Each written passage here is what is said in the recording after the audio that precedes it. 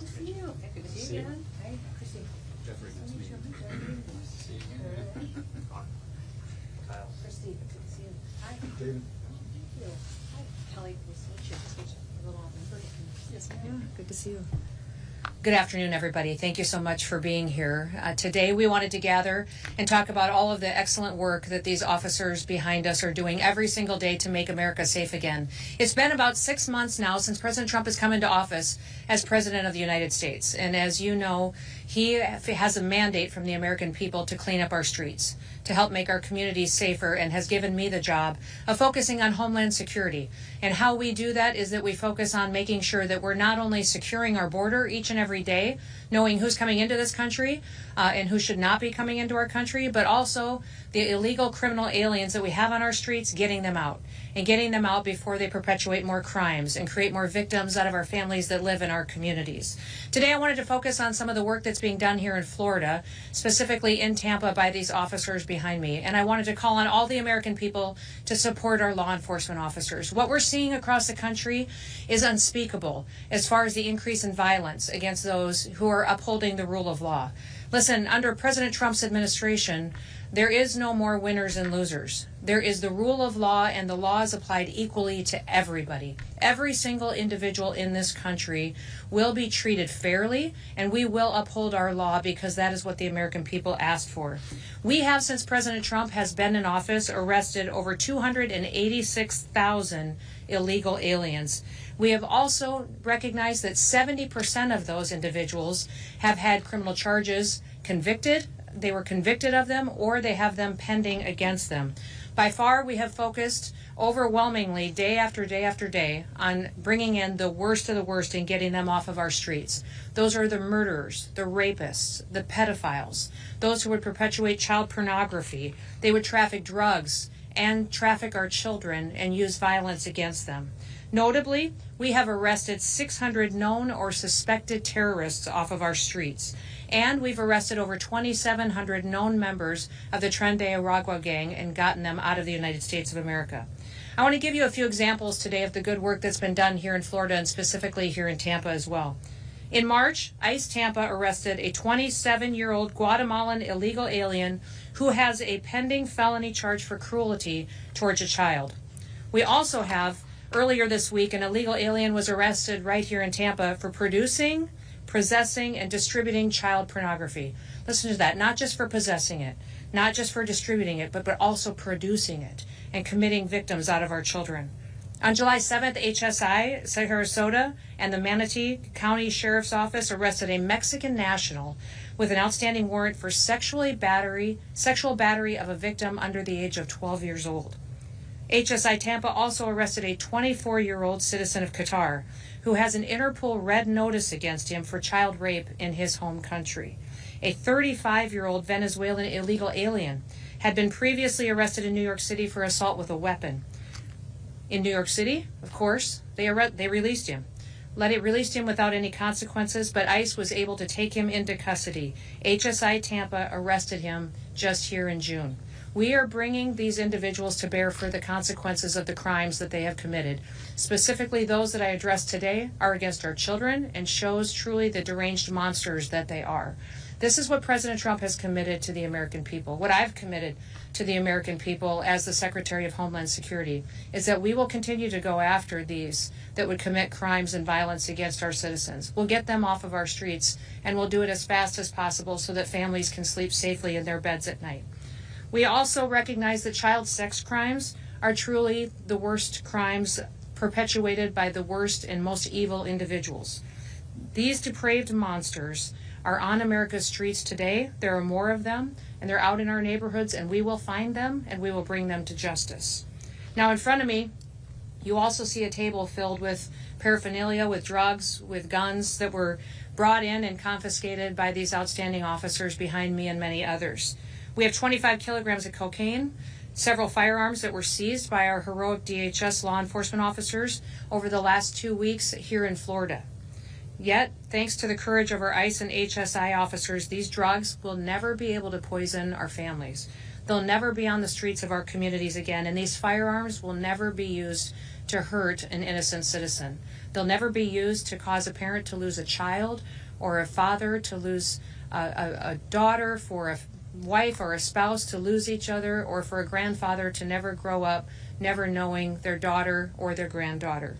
Thanks to the courage of all these individuals, we know that the rioters won't win, that the criminal thugs that are out there attacking individuals that are trying to uphold the law are not going to win, and that open border politicians who are trying to defend those evil individuals by obstructing ICE's mission will not be successful.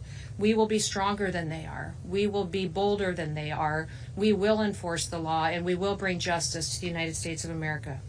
Those individuals that perpetuate these crimes and those who help them and facilitate it, and these elected officials, what they're doing is they're attacking, they're doxing, and they're trying to intimidate our brave law enforcement who put their lives on the line every single day to help keep us safe. ICE officers have faced again a 700% increase in violence against them and their families in the last 6 months. But what I will tell you is we continuously every day continue to see citizens from across this country sign up and want to be an ICE officer. We have people volunteering every day from other agencies to have their backs, to go out on the streets with them and to operate with them. And we are continuing to recruit good men and women of this country who love our freedom, who love our liberty, who want safety on their streets to come join us. We want you to come and help us push back on this evil rhetoric that is happening against law enforcement officers that are just out there trying to do their jobs every day. The men and women of the Department of Homeland Security are not going to quit. President Trump has given us a big job. He's given us a big job to fix what went wrong over the last several years in the United States. We had an invasion over our southern border, and the Biden administration let other countries empty out their worst of the worst into our country. Thousands of terrorists came into this country, thousands of people who are deranged individuals, murderers and rapists and child pedophiles. We have people that have come out of mental institutions that have been roaming our streets and still out there today, but we're determined to bring them in through the work that we do. I'll tell you that we will keep fighting every single day for the average American citizen who just wants to have a chance at the American dream. They just want to raise their kids and let them walk to school, go to church on a Sunday, and to enjoy their community, have a picnic, and not have to worry if there's some violent criminal ready to attack them. And now that the president's reconciliation bill, the big, beautiful bill, has passed, we also have more resources. We're going to come harder and faster, and we're going to take these criminals down with even more strength than we ever have before. We have the funding to put in the training, the resources, the salary, and the support for our law enforcement officers that they've never had before. We will never apologize for protecting our nation's law enforcement. We will continue to arrest these most dangerous criminals, and we are going to continue to thank our law enforcement officers. I would call on all Americans, if you have a law enforcement officer that you know in your life, go thank them today. Go cook their family a meal. Go spend some time with them and tell them how much you support them. As loud as these haters are, we should be louder in our love and our support. Don't be silent. Get out there and do something to have their backs and step up and be one of the few that helps us save our country too. We will take our country back. Now, I will always have their back. They will have the American citizens' back, and you are all doing the Lord's work. With that, I'll take any questions that you may have for me. Secretary Noem, Yes. on the issue of Florida and Yes. issue, there's been reports of sort of water intrusion, air condition issues at Alligator Alcatraz, and some issues that have deteriorated conditions there. Is that something your department is aware of? Do you have any thoughts on kind of how that's gone since it's initially been rolled out? I know you were supportive of Yeah, Alligator Alcatraz is held to the same standards that all federal facilities are, and in most states and in other jurisdictions, federal facilities are upheld to a higher quality of standards than what some state and local jurisdictions have. So any issues that were there have been addressed. It's a fantastic resource for us to be able to utilize in order for a detention facility to repatriate people back home to their home countries. And what I would say that this is Alligator Alcatraz is a state-run facility run on our behalf, but we're incredibly grateful for the partnership that we have with Florida. There have been some questions about Florida applying for the grants or the reimbursements that would come back. Has that happened yet, or is DHS still? I haven't heard of any issues with any contracts. I've heard that it's been smooth. There reports that Florida hadn't necessarily applied for the reimbursements yet. Oh, they will. They will. We've got a fantastic partnership here in Florida, and I've been so grateful for the governor and his leadership in this facility. 1,000-bed facility can continue to be expanded. We're looking at other locations as well. We've had several other states that are actually using Alligator Alcatraz as a model for how they can partner with us as well. What are some of those? Are there other states? I'm having ongoing conversations with 5 other governors about facilities that they may have. I haven't asked those governors if I can share their names, but announcements will be coming soon. As you all know, we need to double our capacity in detention beds because we need to facilitate getting people out of this country as fast as possible and to sustain our operations. But those governors have been fantastic. I will tell you, they are all Republicans. So I would challenge some Democrats to start taking care of your states, partner with us in a way to make your community safer. What shocks me every day is these sanctuary cities and sanctuary states where they don't mind letting rapers and murderers run their streets. I mean, every day when you look at who we're picking up off these streets, they're perpetuating violence on communities, and I don't understand local law enforcement officers or governors protecting their people or protecting criminals and victimizing their people. I wanted to ask Yes. as well, of the detainees at Alligator Alcatraz, Mhm. how many of those are people that have committed violent crimes? Oh, I can find out that specific detail to you.